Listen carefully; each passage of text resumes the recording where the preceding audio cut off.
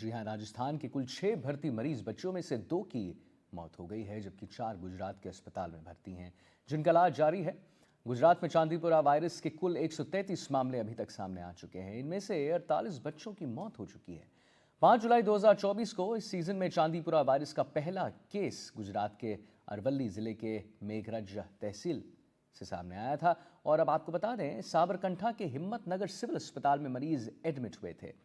उनकी 6 जुलाई के दिन मौत हो गई थी। तब से आज तक पूरे गुजरात में संदिग्ध चांदीपुरा वायरस से पीड़ित कुल 133 मामलों में से 48 की मौत हो चुकी है। गुजरात के स्वास्थ्य मंत्री ने कहा है कि 37 की मौतें चांदीपुरा वायरस के फैलने से हुई है, यानी कंफर्म्स है वो, और बाकी की मौतों को लेकर लक्षण के आधार पर कंफर्मेशन अभी नहीं मिला है। एक्यूट वायरल सिंड्रोम हर साल होता है, लेकिन इस साल संख्या में इजाफा हुआ है। 4,96,676 कच्चे घरों में मैथिलीन पाउडर की डस्टिंग की गई और 19,862 स्कूलों में मैथिलीन की डस्टिंग की गई। 1,624 स्कूलों में डस्टिंग की गई और स्प्रे भी किया गया। स्प्रे भी करने के बाद हम आपको बता दें, आंगनबाड़ी में भी स्प्रे किया गया है, छिड़काव किया है, और आंकड़े आपके सामने हैं।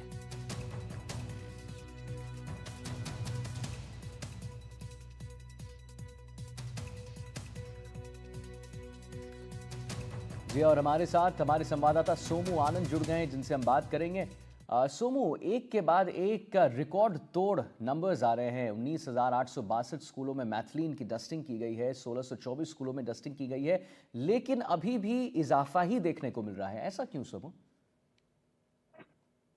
बिल्कुल देखिए, राजस्थान में स्वास्थ्य विभाग जो है वो चांदीपुरा वायरस को लेकर के सक्रिय जरूर हुआ है। लेकिन अभी भी कहीं ना कहीं कोशिश यह है विभाग की कि चांदीपुरा वायरस के जो मामले हैं वो इस तरह से रिपोर्ट नहीं हो। नहीं तो आप देखिए कि जिस प्रकार से इससे पहले भी राजस्थान के जो बच्चे थे, कुछ उनकी गुजरात के अस्पतालों में मौत हुई थी। सबसे पहले जब राजस्थान में चांदीपुरा वायरस के आने जी। की खबर हुई थी, उसके बाद भी हम्म। राजस्थान के स्वास्थ्य महकमे ने इस बार नकारा कि यहाँ पर चांदीपुरा वायरस का कोई मामला रिपोर्ट हुआ है। हालांकि विभाग ने स्क्रीनिंग बड़े पैमाने पे जरूर की है और उसके बाद लगातार यह दोहराने की कोशिश की है कि राजस्थान में चांदीपुरा वायरस का कोई प्रभाव नहीं है। लेकिन पास के सटे जिलों में जिस तरह से गुजरात में बच्चे इससे पीड़ित हुए हैं और बड़े पैमाने पे संक्रमण जो है वो फैला है, जी। उसको देखते हुए ये लगता है जरूर कि राजस्थान में भी जो जिन 3 से 4 बच्चों की, पहले 2 बच्चों की और फिर अभी 2 बच्चों की जिनकी मौत हुई है, परिवार वाले इस बात का दावा कर रहे हैं कि उनके जो उनके उनमें जो लक्षण थे वो चांदीपुरा वायरस से मिलते जुलते थे। हालांकि जी। विभाग ने इस बात को नकारा जरूर है, लेकिन अब ये देखना होगा कि अब जिस तरह से मामले और ज्यादा बढ़ रहे हैं, संक्रमण और फैल रहा है गुजरात में, उसको लेकर के स्वास्थ्य विभाग यहाँ पर क्या किसी मामले को वाकई रिपोर्ट करता है या फिर जिस तरह की अनदेखी अब तक विभाग करता रहा है हम्म। आंकड़ों के मामले में, वो जी। अनदेखी बरकरार रहती है। जी, सोमू, एक बात बताइए कि गुजरात के स्वास्थ्य मंत्री ने कहा है कि 37 की मौतें तो चांदीपुरा वायरस से खैर कंफर्म्ड है, लेकिन और जो है उसकी कंफर्मेशन वो नहीं कह रहे हैं। तो एक बात बताइएगा, चांदीपुरा वायरस जो है इतना फैला हुआ है, तो और कौन कौन से रीजंस हो सकते हैं इनके डेथ की? बिल्कुल देखिए, विभाग अपने तरफ से कोशिशें जरूर कर रहा है, स्क्रीनिंग जरूर कर रहा है, मामले कई सारे अस्पतालों तक पहुंच रहे हैं, लेकिन बहुत सारे मामले ऐसे भी हैं जहां पर जो बच्चे हैं, जो परिवार के लोग हैं, वे जी। अस्पतालों तक सीधे तौर पे नहीं पहुंच पाते हैं।